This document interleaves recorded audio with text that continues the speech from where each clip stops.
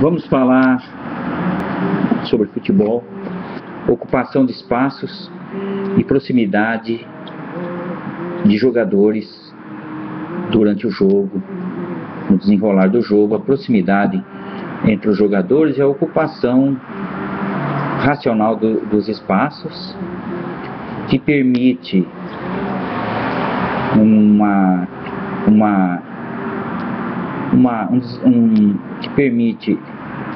um time ter bom sistema defensivo, bom ataque, boa transição de bola. Então, para o time alcançar isso, ele tem que ter uma proximidade entre os jogadores, porque para ter transição tem que ter troca de passes, né? Para ter troca de passes tem que ter proximidade entre os jogadores. Para ocupar os espaços, o jogador tem que ser bem equilibrado dentro de campo, tanto para frente, para trás, para os lados, né? Então, isso é uma coisa lógica, né?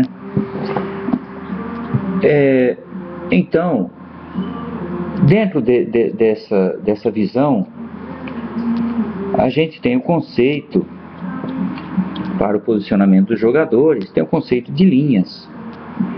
Então, a linha dos zagueiros e os laterais, né?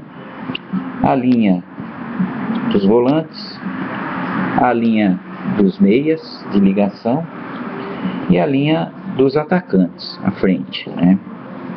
Então, a linha dos zagueiros, ela pode ter 3 ou 4.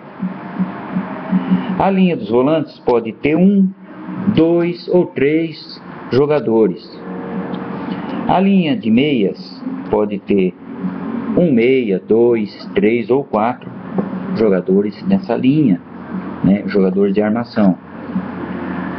E a linha de atacantes pode ter 1, 2 ou 3 atacantes. Tudo isso de acordo com o sistema de jogo, de preferência do professor, da disponibilidade de jogadores, que ele pode armar o seu sistema de jogo, o seu posicionamento de jogadores e fazer o esquema dele. Então, o professor tem que ter isso na cabeça dele, que ele trabalha com linhas, né? Por que ele se fala linhas? Porque cada uma tem uma dinâmica diferente, né? A linha de meias, se você tem um meia só, então ele é um meia que vai jogar solto aqui. Se você tem 2 meias, você pode pôr um que joga de um lado e outro que joga do outro. Se você tem 3 meias, um joga de um lado, outro do outro joga solto. Se você tem um volante só, ele é um volante que não vai passar do meio de campo, ele vai ficar na frente da zaga. Se você tem 2 volantes, né, defensivamente eles vão pro lado mais urgente, mais necessário para fazer a defesa, para auxiliar defensivamente, para fazer coberturas e tal. Mas quando vai para o ataque, se for os 2, deixa um buraco. Então cada linha tem uma dinâmica, né? A linha de atacantes da mesma forma. Se você tem 3 atacantes, 2 faz um corredor aqui lateral pelos lados, né? Acompanhando o lateral adversário. E o centroavante, ele se posiciona no segundo pau, no primeiro pau. Então, cada linha ela tem uma dinâmica de acordo com o número de jogadores. Então, esse conceito de linhas, ele é importante que a pessoa tenha domínio sobre ele. Além do conceito de linhas, há também o conceito de corredores. O corredor lateral e o corredor central, né? Então, o corredor lateral pode ser feito, né, por meias colocados e também por atacantes.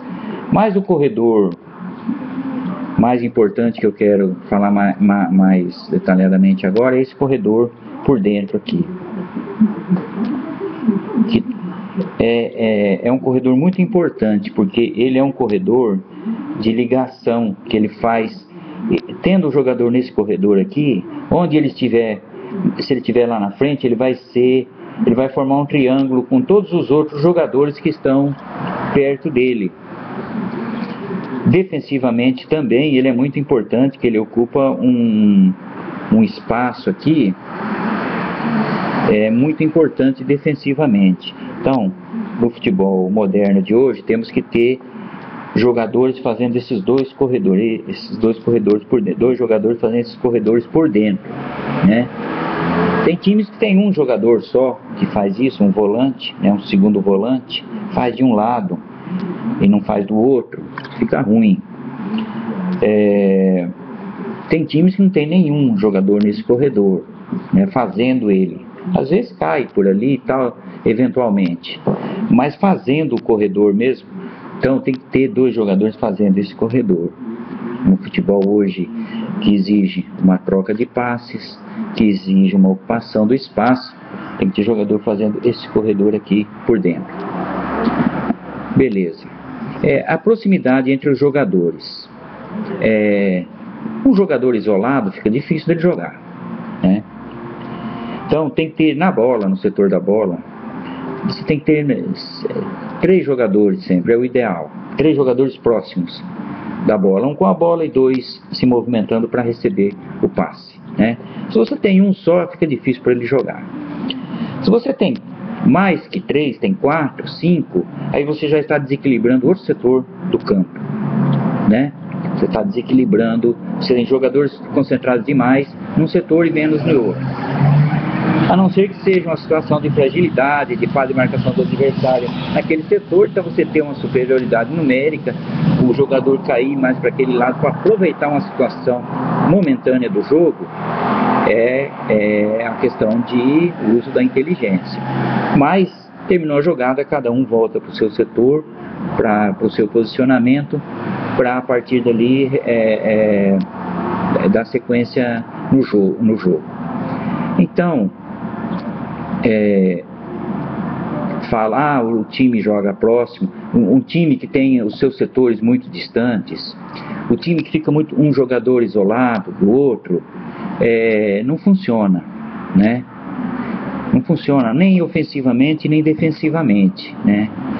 E para haver essa proximidade, então o treinador tem que ter consciência dos corredores que ele tem que ocupar e das linhas, né? Então ele tem que ter um equilíbrio nas linhas e tem que ter o equilíbrio dos corredores, né? Ele não pode ter um time capenga. Tem jogador fazendo o corredor por dentro de um lado e do outro não tem. Tem jogador fazendo o corredor lateral de um lado e do outro não tem. Então, isso não pode no futebol. Isso não pode. Põe 2 jogadores no meio de campo, os 2 soltos. De repente tá os 2 de um lado só e não tem opção para virar o jogo. Então, ele tem que ter consciência do posicionamento desses jogadores, do que ele ordena para esses jogadores, do que ele determina para esses jogadores, né? Então, você tem que ter jogadores com posicionamento de lado do campo fixo e outros soltos. O ideal é os jogadores,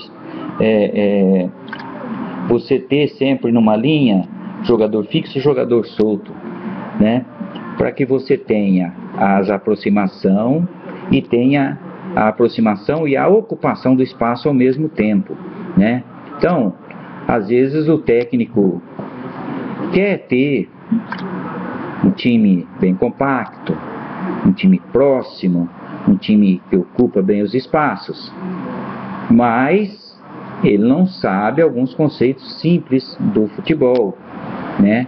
Ele não tem, ou ele se perdeu isso com o tempo. O treinador acontece muito em função de resultados, ele ficar olhando só a árvore e não vê a floresta, né?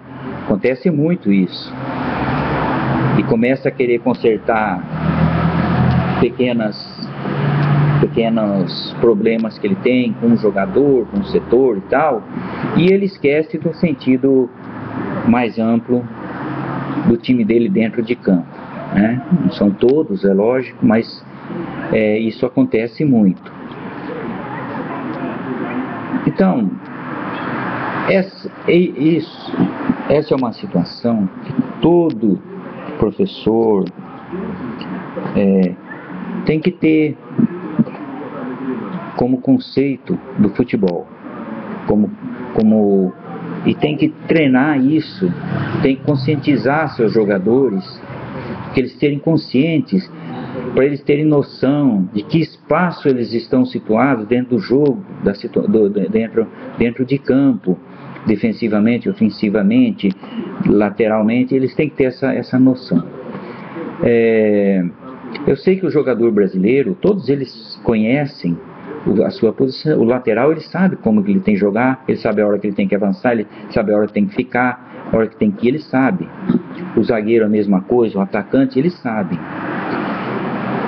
Mas eles sabem isso como a função deles, da posição que eles jogam. Mas taticamente, dentro de uma engrenagem mais ampla, ele não sabe. O professor tem que ter um domínio para poder orientar o jogador, para poder posicionar o jogador. Então, se ele não tem esse domínio completo, fica difícil ele orientar o jogador, fica difícil ele dar treinamento e ele corrigir certos defeitos. Então, se você quer ter um time que atua coletivamente sincronizado, né, de acordo com cada situação, ele tenha uma eficiência, um sincronismo, uma lógica, né,